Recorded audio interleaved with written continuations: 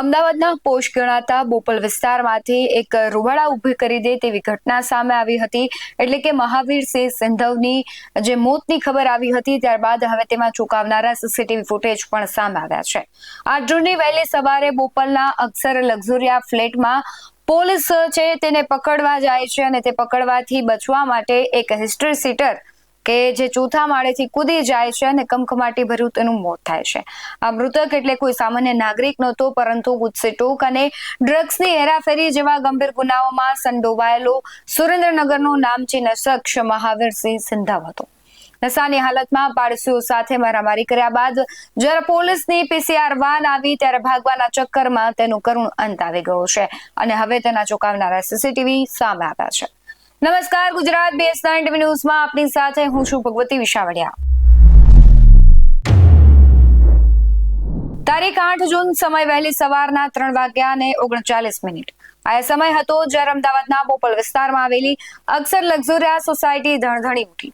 CCTV કેમેરામાં સાફ દેખાઈ રહ્યું છે કે સોસાયટીના ગેટ બહાર પોલીસની પીસીઆર વાન ઊભી છે અને બરાબર એ જ સમયે ચોથા માળેથી એક શખ્સ ફંગોળાઈને નીચે કચરા પેટી પર પટકાય છે.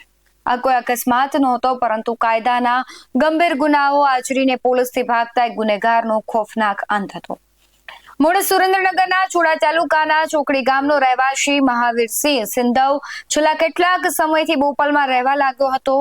8 જૂનની રાત્રે કોઈ બાબતે તેને પાડોશીઓ સાથે ઉગ્ર માથાકૂટ થઈ અને જોતજોતામાં મામલો મારામારી સુધી પહોંચી ગયો.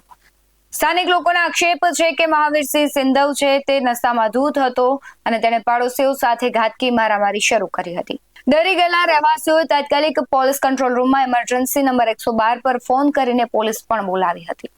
પોલીસની ગાડી ફ્લેટના દરવાજે આવીને ઊભી રહી. બસ આ જ વાતનો ફફડાટ મહાવીરસિંહના મગજમાં પેસી ગયો અને કાયદાના સકંજામાં ફરી ન સપડાવવું પડે તે માટે તેણે ચોથા માળે આવેલા પોતાના ફ્લેટના રસોડાની બારીમાંથી કૂદીને ભાગવાનો ખતરનાક પ્લાન બનાવ્યો. પરંતુ નશાની હાલત અને ઉતાવળમાં તેનો પગ લપસી ગયો. મહાવીરસિંહ ચોથા માળેથી નીચે પટકાયો. માથા અને શરીરના ભાગે ગંભીર ઇજાઓ થવાને કારણે તેનું ઘટના સ્થળે જ મોત થયું. આ મામલે બોપલ પોલીસે ગુનો નોંધીને તપાસ હાથ ધરી. પોલીસના જણાવ્યા અનુસાર મૃતક મહાવીરસિંહ સિંધવ કોઈ નાનો મોટો ગુનેગાર નહોતો. તેની સામે મારામારી, ગુજસેટોક, NDPS જેવા અનેક ગંભીર ગુનાઓ નોંધાયેલા હતા. તે કાયદાથી બચવા માટે છુપાયો હતો. પ્રત્યક્ષદર્શીઓના નિવેદનો પણ સામે આવ્યા અને સીસીટીવીના આધારે પોલીસે હાલ અકસ્માતે મોત ગુનો નોંધી લાશને સોલા સિવિલ હોસ્પિટલમાં PM અર્થે ખસેડી હતી. ત્યારબાદ તેમનો અંતિમ સંસ્કાર કરવામાં આવ્યો. પણ ચોથા માળેથી જે કૂદકો મારીને કાયદાના હાથમાંથી છૂટવાનો પ્રયાસ હતો તે તેનો આખરી સાબિત થઈ ગયો. ગુનેગારોની દુનિયાનો અંત કેવો ભયાનક હોય તે આ ઘટના જીવતું જાગતું ઉદાહરણ છે. સાથે જ તેના ફ્લેટમાંથી જે વસ્તુઓ મળી આવી છે તે પણ ક્યાંક ને ક્યાંક શંકાશીલ છે. ક્યાંક તેમની જે આ મોતની હિસ્ટ્રી છે તેને વધુ ગૂંચવણમાં નાખે એવી છે. હવે જોવાનું એ છે કે પોલીસ તપાસમાં શું સામે આવે છે, પરંતુ આ સીસીટીવી ખોફનાક સામે આવ્યા છે તે ખૂબ ચોંકાવનારા છે. ક્યાંક ને ક્યાંક સવાલો ઘણા બધા ઉપસાવનારા પણ છે.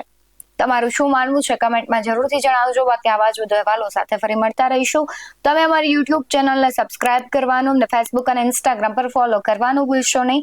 બાકી નવી અપડેટ્સ મેળવવા માટે આપ જોતા રહો BS9 TV ન્યૂઝ. નમસ્કાર.